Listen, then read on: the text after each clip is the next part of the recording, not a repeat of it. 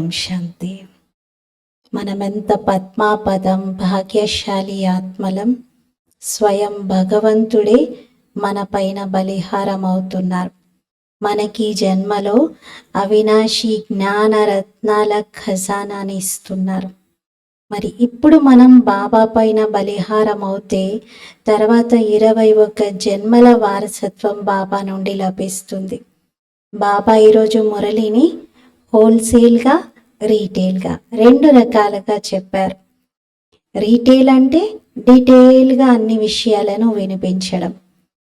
హోల్సేల్గా అంటే ఒకటే శబ్దంలో తండ్రిని జ్ఞాపకం చేయండి అని చెప్తున్నారు. మరి బాబా యొక్క మాటల్లోనే విందాము. ఇది 24th జూలై మురళి. మీఠే బచ్చే బాప్ సే హోల్సేల్ వ్యాపార్ కర్నా సీఖో. మధురమైన పిల్లలు, తండ్రి నుండి హోల్సేల్ వ్యాపారం చేయడం నేర్చుకోండి. హోల్సేల్ వ్యాపార్ హే మన్ మనాభవ్. హోల్సేల్ వ్యాపారం అనగా మన్ మనాభవ. అలఫ్ కో యాద్ కర్నా ఔర్ కరానా. తండ్రిని జ్ఞాపకం చేయటం మరియు చేయించటం. బాకీ సబ్ హే రీటైల్. మిగతాదంతా చిల్లర వ్యాపారమే. అంటే డీటెయిల్ విషయాలన్నీ కూడా చిల్లర విషయాలు అంటున్నారు బాబా. అసలు ముఖ్యమైన విషయం ఏమిటి? తండ్రిని జ్ఞాపకం చేయడం మరియు ఇతరులకు కూడా జ్ఞాపకం చేయించటం. ప్రశ్న, బాప్ అప్నే ఘర్ మే కిన్ బచ్చోం కి వెల్కమ్ కరేంగే. బాబా తన ఇంటిలో ఎలాంటి పిల్లలకు ఆహ్వానం పలుకుతారు? బాబా ఎవరిని వెల్కమ్ చేస్తారు? జవాబు, జో బచ్చే అచ్చి రీతి బాప్ కి మత్ పర్ చల్తే హే. ఏ పిల్లలైతే మంచి రీతిగా బాబా యొక్క మతం పైన నడుస్తారు, और कोई को भी याद नहीं करते हैं, ఇంకెవ్వరిని జ్ఞాపకం చేయరో, देह सहित देह के सभी संबंधों से बुद्धियोग तोड़ एक की याद में रहती है. దేహ సహితంగా దేహం యొక్క అన్ని సంబంధాలతో బుద్ధియోగాన్ని తెంచి ఒక్క బాబాను మాత్రమే జ్ఞాపకం చేస్తారో, ऐसे बच्चों को बाप अपने घर में रिसीव करेंगे. ఇలాంటి పిల్లలను బాబా తన ఇంట్లో రిసీవ్ చేసుకుంటారు. బాప్ అభి బచ్చోం కో గుల్గుల్ బనాతే. బాబా ఇప్పుడు పిల్లల్ని పూల సమానంగా తయారు చేస్తున్నారు. ఫిర్ ఫూల్ బచ్చోం కి అప్నే ఘర్ మే వెల్కమ్ కర్తే హే.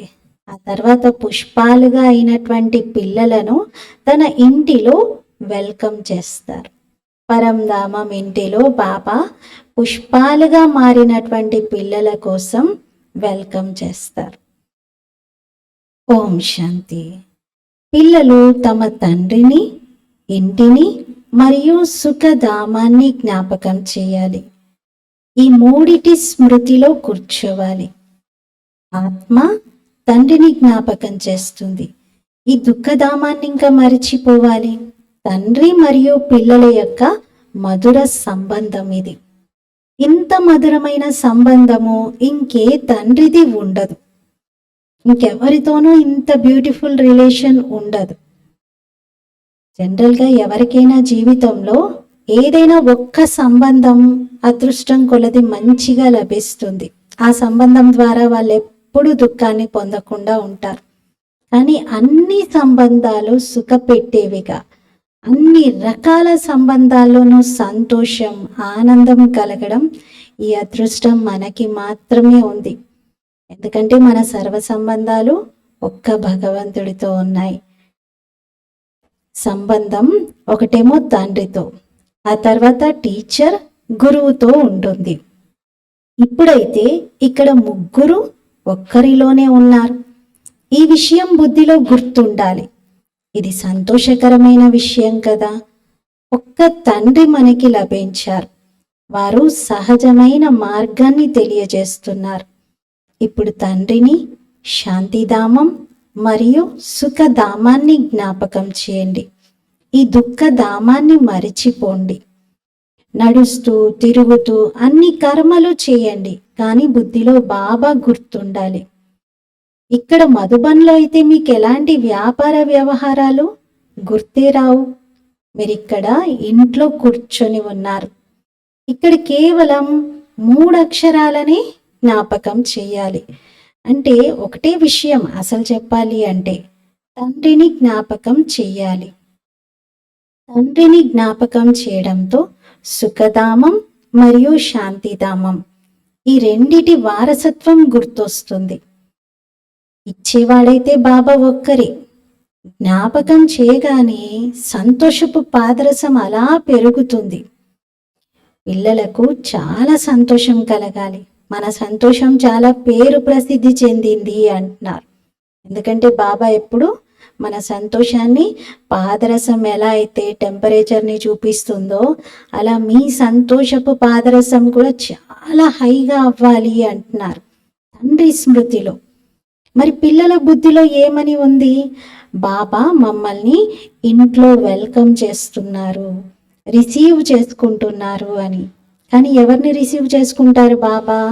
ఎవరైతే మంచి రీతిగా బాబా యొక్క మతం పైన నడుస్తారో, ఇంకెవరిని జ్ఞాపకం చేయకుండా ఒక్క బాబా స్మృతిలోనే ఉంటారో వాళ్ళని. దేహ సహితంగా దేహం యొక్క సర్వ సంబంధాలతో బుద్ధి యోగాన్ని తెంచి నిరంతరం బాబా స్మృతిలో ఉండాలి. భక్తి మార్గంలో మీరెంత సేవ చేశారు, కానీ బాబా అంటున్నారు మీకు అసలు నా దగ్గరికి చేరుకునే మార్గమే లభించలేదు. ఇప్పుడైతే తండ్రి ఎంత సహజమైన దారిని తెలియజేస్తున్నారు. కేవలం మీరు నా స్మృతిలో ఉండండి. తండ్రి తండ్రిగాను టీచర్గాను ఉన్నారు. సృష్టి యొక్క ఆది మధ్యాంత జ్ఞానాన్ని వినిపిస్తున్నారు. ఇంకెవరు కూడా ఇవి అర్థం చేయించలేరు. బాబా చెప్తున్నారు ఇప్పుడు ఇంటికి వెళ్ళాలి. మీరు మొట్టమొదట సత్యయుగంలో వచ్చారు. ఈ చీచీ ప్రపంచం నుండి ఇంకిప్పుడు వెళ్ళిపోయేది ఉంది. భలే ఇక్కడ కూర్చున్నారు, కానీ అసలు మీ బుద్ధి ఇక్కడ లేదు. ఇక్కడ నుండి మీరు వెళ్ళిపోయినట్లుగానే ఉంది. తండ్రికి కూడా సంతోషంగా ఉంది. మీరు పిల్లలే తండ్రిని ఇన్వైట్ చేశారు కదా, చాలా కాలం పిలిచారు. ఇప్పుడు తిరిగి తండ్రి పిల్లల్ని రిసీవ్ చేసుకుంటున్నారు. బాబా చెప్తున్నారు, నేను మిమ్మల్ని పుష్పాల సమానంగా తయారు చేసి శాంతిధామంలో రిసీవ్ చేసుకుంటాను. మీరు నంబర్ వారీగా వెళ్తారు. ఎంత సహజం ఇది! ఇలాంటి తండ్రినైతే మరిచిపోవద్దు కదా. తండ్రి చాలా మధురమైన వారు. మరి తండ్రి ఎంత నిరాడంబరంగా ఉన్నారు, ఎంత సింపుల్గా చెప్తున్నారు. ఒక్క తండ్రిని జ్ఞాపకం చేయండి. భలే డీటెయిల్గా అనేక విషయాలు ఉన్నాయి. అంతిమంలో అయితే మీరు ఒక్క తండ్రి స్మృతిలోనే ఉండాలి. ఇంకెవ్వరూ గుర్తు రాకూడదు. మీరు జన్మ జన్మాంతరాల యొక్క ప్రేయసీలు.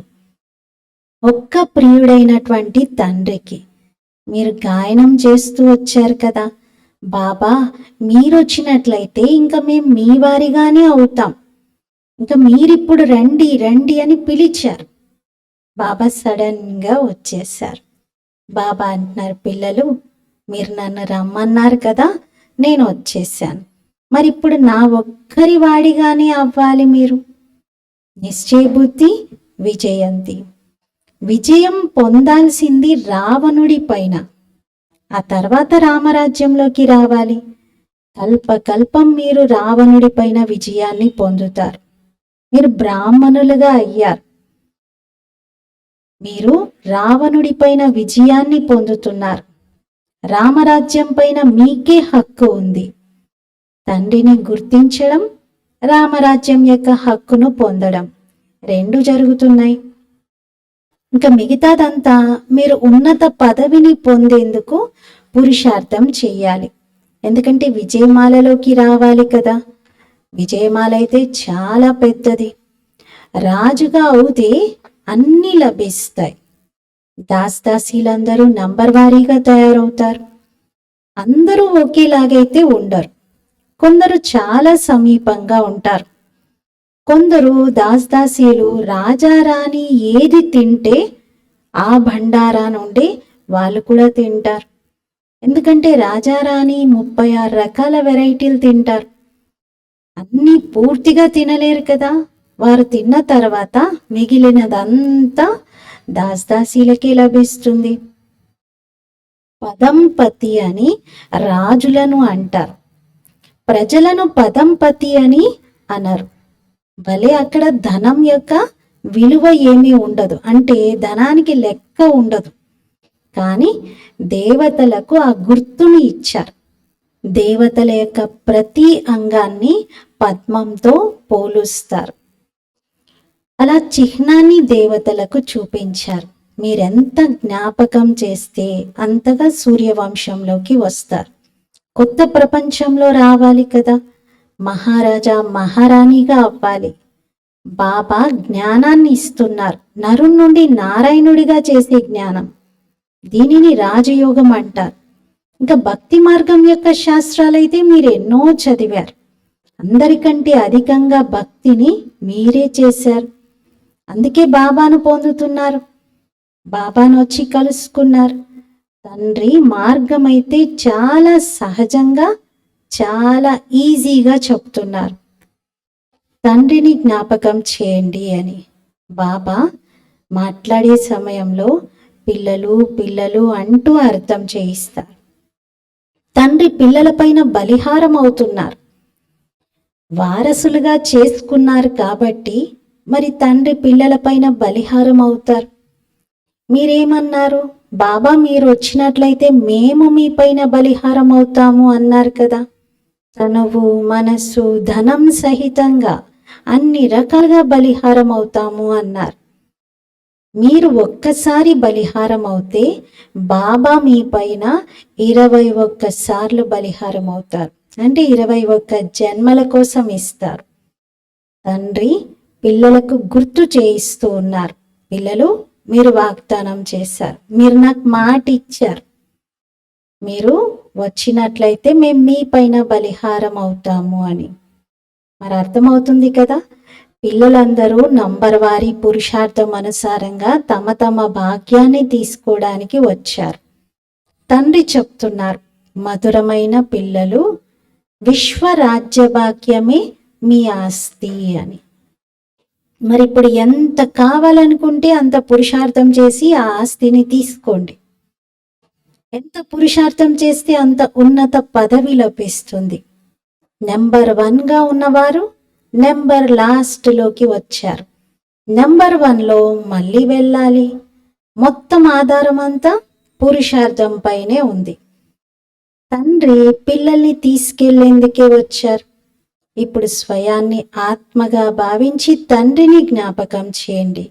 అప్పుడే పాపాలు తొలగిపోతాయి. ఒకటేమో కామ అగ్ని, ఇంకొకటి యోగ అగ్ని. కామ అగ్నిలో కాలిపోతూ కాలిపోతూ ఆత్మ నల్లగా మాడిపోయింది, మసైపోయింది. యోగ అగ్నితో ఆత్మ కాలుతూ కాలుతూ యోగంతో ఆత్మ తెల్లగా అవుతుంది. బాబా ఇప్పుడు వచ్చి మేల్కొల్పుతున్నారు. తమో ప్రధానం నుండి సతో ప్రధానంగా అవ్వటానికి యుక్తిని తెలియజేస్తున్నారు. చాలా సింపుల్గా నేను ఆత్మను పిల్లలకి రియలైజ్ చేయిస్తున్నారు. ఎలా అనేది బాబా చెప్తున్నారు. నేను ఆత్మను, ఇంతకాలం దేహాభిమానంలో ఉన్న కారణంగా తలక్రిందులుగా వేలాడుతూ వచ్చాను. ఇప్పుడు ఆత్మాభిమానిగా అయి నా తండ్రిని నేను జ్ఞాపకం చేయాలి, నేను ఇంటికి వెళ్ళాలి, బాబా నన్ను తీసుకెళ్లేందుకే వచ్చారు. ఇలా రియలైజ్ చేయిస్తున్నారు. మీరు ఇన్వైట్ చేశారు కదా, తండ్రిని ఆహ్వానించారు, అందుకే తండ్రి వచ్చేశారు.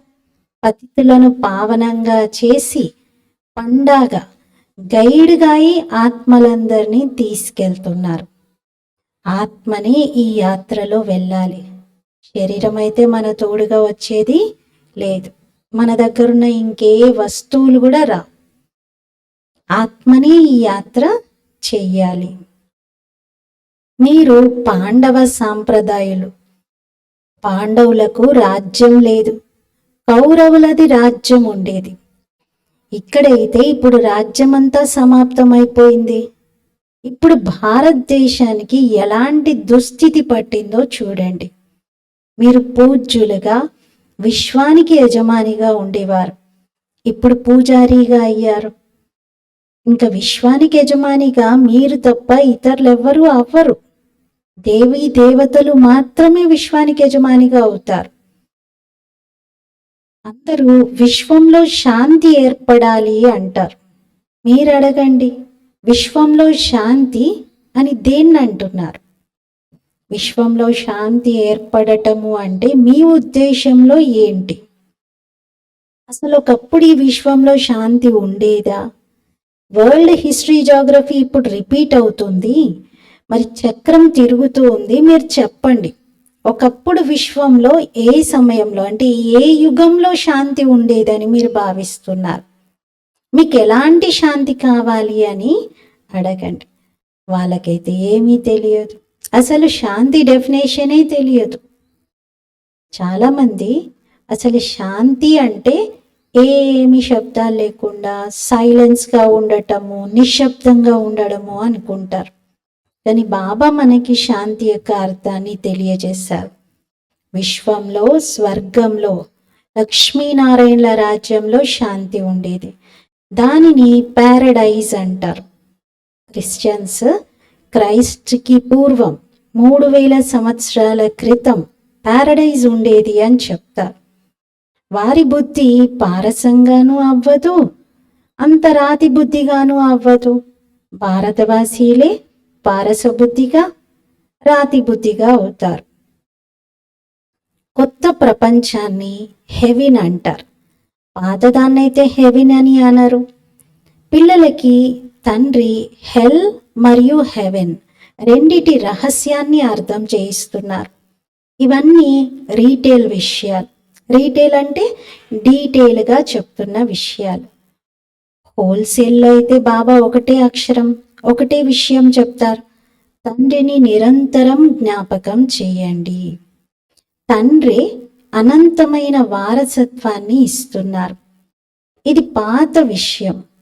5000 సంవత్సరాల పూర్వము భారతదేశం స్వర్గంగా ఉండేది. తండ్రి పిల్లలకు సత్యమైన విషయాలను వినిపిస్తున్నారు.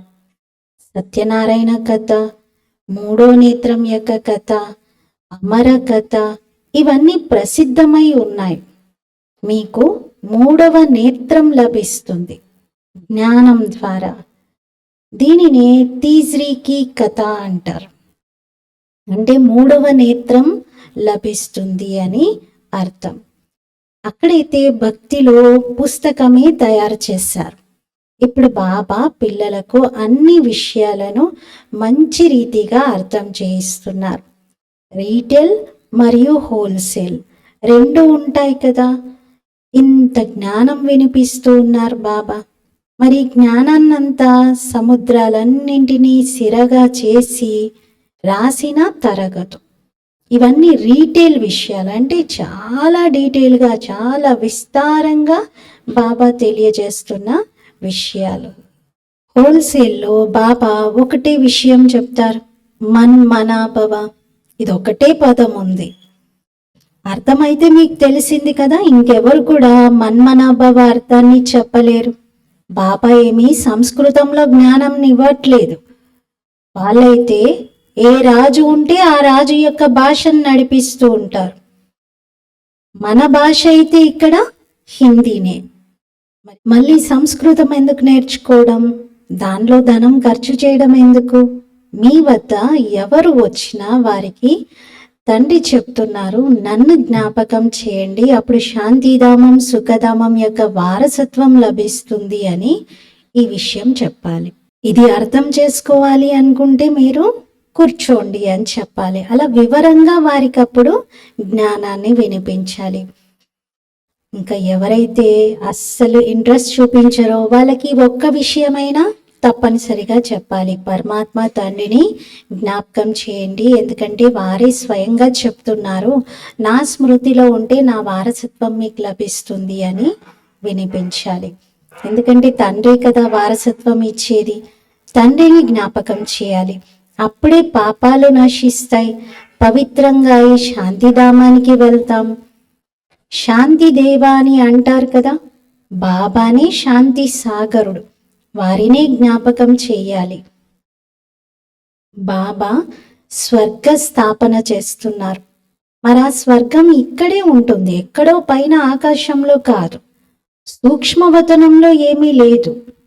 ఇవన్నీ సాక్షాత్కారం యొక్క విషయాలు. సూక్ష్మవతనానికి వెళ్ళగానే బాబా ఒక లైట్ కొండ చూపించాడు అని, తర్వాత అక్కడ ఒక ఉద్యానవనం ఉందని, ఇవన్నీ కూడా సాక్షాత్కారం యొక్క విషయాలు. ఇలా మీరు ఫరిస్తాగా అవ్వాలి అని బాబా పిల్లలకి అనుభూతులు చేయిస్తూ ఉంటారు. తయారవ్వాల్సింది ఇక్కడే, ఫరిస్తాగా అయి తిరిగి ఇంటికి వెళ్తాం. రాజధాని యొక్క వారసత్వం బాబా నుండి లభిస్తుంది. శాంతి, సుఖం, 2 వారసత్వాలు లభిస్తాయి. తండ్రి తప్ప ఇంకెవ్వరిని సాగరుడు అని అనలేం. బాబా జ్ఞాన సాగరుడు, వారే సర్వుల సద్గతి చేస్తున్నారు. బాబా అడుగుతారు, నేను మీకు తండ్రిని, టీచర్ని, గురువును, నేను మీ సద్గతి చేస్తున్నాను. మరి మళ్ళీ మీరు దుర్గతిలోకి ఎలా వచ్చారు? ఎవరు చేశారు దుర్గతి? రావణుడు. దుర్గతి మరియు సద్గతి యొక్క ఆట ఇది.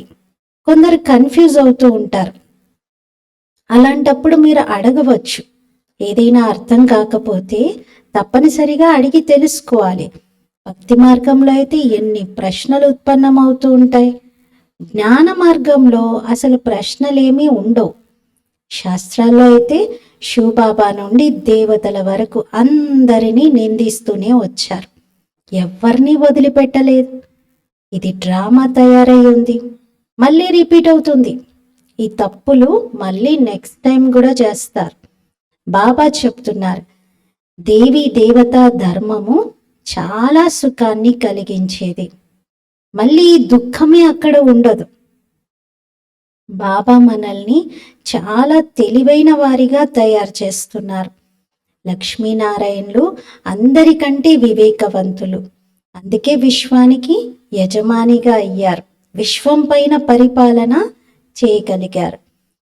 తెలివి తక్కువగా ఉన్నవారు విశ్వానికి యజమానిగా అయితే కాలేరు. ఇంతకుముందు మీరు ముల్లుగా ఉండేవారు, ఇప్పుడు పుష్పంగా అయ్యారు. అందుకే బాబా గులాబీ పుష్పాలని తీసుకొస్తారు. ఇలాంటి పుష్పంగా తయారవ్వాలి అని బాబా చేతిలో పట్టుకొని మరి క్లాస్లో పిల్లలకి చూపిస్తున్నారు. స్వయం పూల తోటను తయారు చేస్తూ ఉన్నారు. తర్వాత రావణుడు వచ్చి ముళ్ళ అడవిగా మార్చేస్తాడు. ఎంత క్లియర్ విషయాలు ఇవి! ఇవన్నీ స్మరించుకుంటూ ఉండాలి. ఒక్క తండ్రిని జ్ఞాపకం చేయడంతో మిగతా అన్నీ గుర్తొస్తాయి.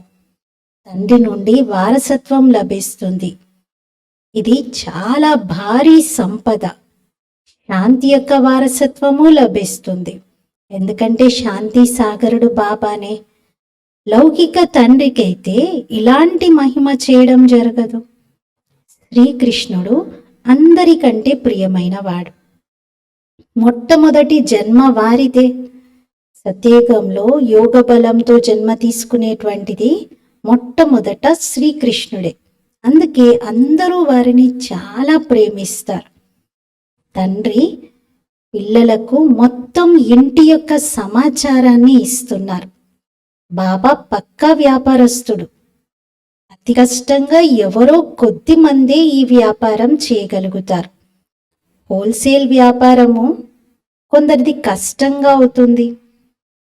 అందరూ హోల్సేల్ వ్యాపారం చేయడానికి ఇష్టపడరు.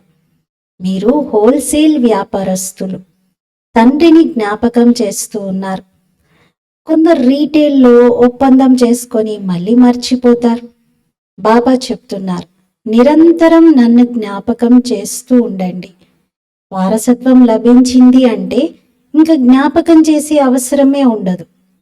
లౌకిక సంబంధంలో తండ్రి వృద్ధుడవుతే కొందరు పిల్లలు చివరి సమయంలో తండ్రికి సహాయకులుగా ఉంటారు. కొందరైతే ఆస్తి లభించగానే మొత్తం అంతా ఆస్తిని నాశనం చేసేస్తారు, మొత్తం ఎగరగొడతారు. బాబాకు అన్ని విషయాల అనుభవం ఉంది, బ్రహ్మ బాబాకు. అందుకే తండ్రి ఇతడి రథాన్ని తీసుకున్నారు. పేదరికం అనుభవము ఉంది, షావుకారుగా అయినటువంటి అనుభవము ఉంది. డ్రామా అనుసారంగా ఈ ఒక్క రథమే శివబాబాకు ఫిక్స్ అయి ఉంది. ఇది మారదు. డ్రామా అలా తయారయ్యి ఉంది. ఇందులో ఎలాంటి మార్పులు జరగవు. అన్ని విషయాలు హోల్సేల్ మరియు రీటైల్లో అర్థం చేయించి అంతిమంలో బాబా మన్మనాభవ అని చెప్తున్నారు. మన్మనాభవ మధ్యాజీభవ. మన్మనాభవలో అన్నీ వచ్చేస్తాయి. ఇది చాలా గొప్ప ఖజానా. దీనితో మీ ఒడిని నింపుకుంటున్నారు. అవినాశి జ్ఞానరత్నాలు ఒక్కొక్కటి లక్షల రూపాయల విలువ చేసేవి.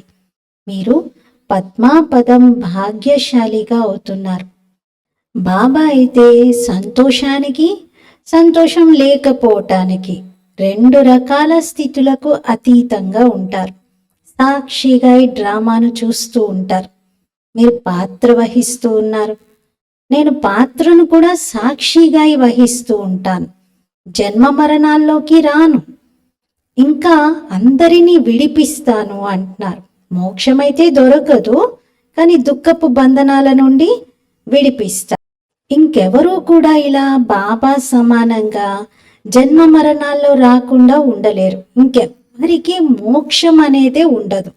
ఇది అనాది తయారవుతున్నటువంటి డ్రామా. ఇది వండర్ఫుల్ డ్రామా.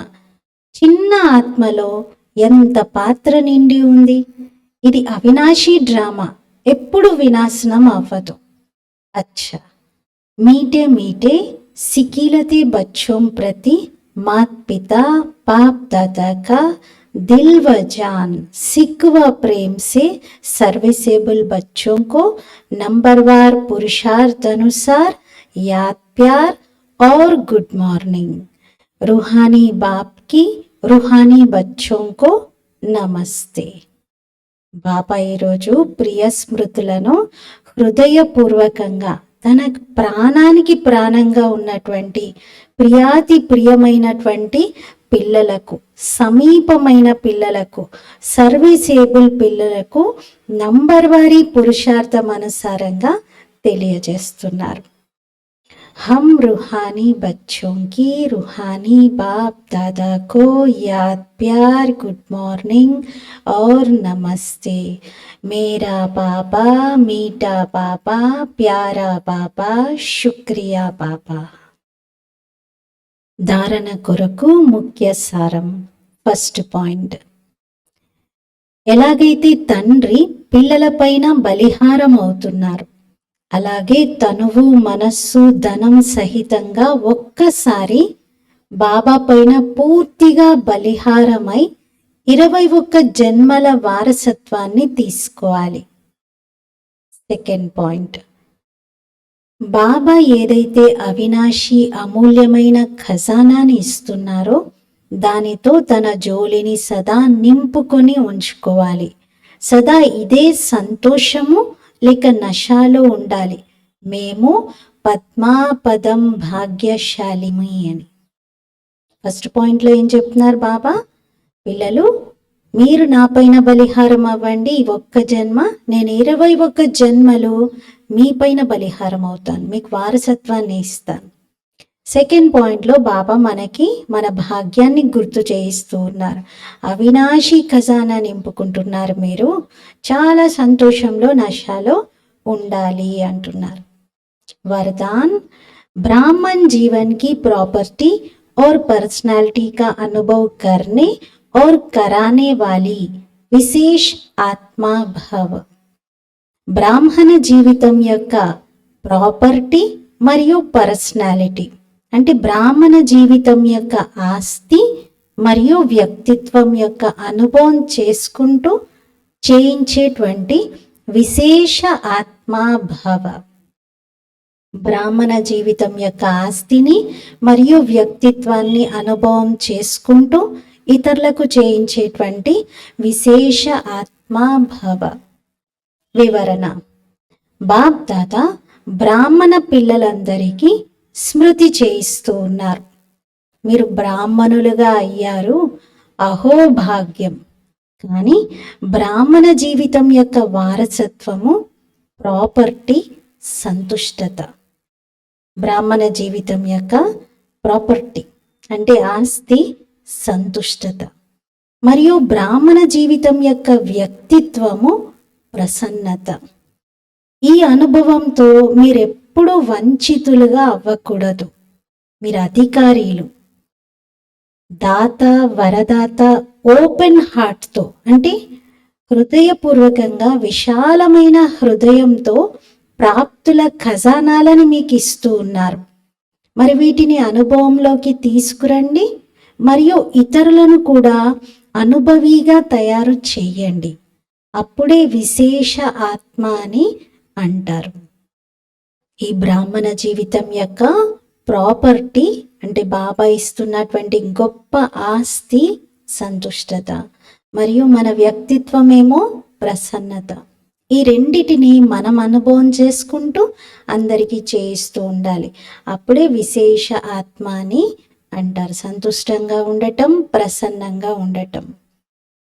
స్లోగన్: लास्ट समय का सोचने के बजाय లైట్ స్థితి కా సోచో.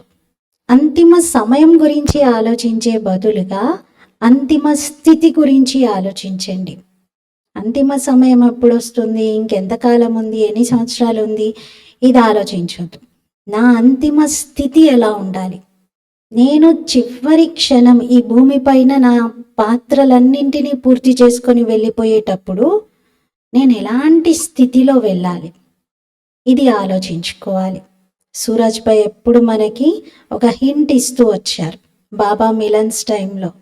అంతిమ సమయంలో నేను ఎలాంటి సేవ చేయాలి, నా స్థితి ఎలా ఉండాలి అని మీరు ఇప్పటి నుండే ప్లాన్ చేసుకోండి అని. నెక్స్ట్ 10 years నన్ను బాబా ఏ సేవ కోసం ఉపయోగించుకోవాలి, నా అంతిమ స్థితి ఎలా ఉండాలి, ఇది మీరు ఇప్పటి నుండే ప్లాన్ చేసుకోండి అని చాలాసార్లు మనకి గుర్తు చేయించారు. మరి అదే ఈరోజటి స్లోగన్లో బాబా గుర్తు చేయిస్తున్నారు. పిల్లలు, అంతిమ సమయం కాదు, అంతిమ స్థితి ఇంపార్టెంట్. ఈరోజటి స్వమానము: నేను విశేష ఆత్మను.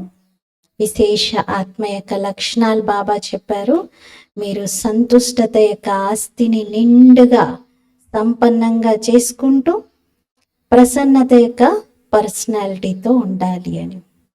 ఓం శాంతి.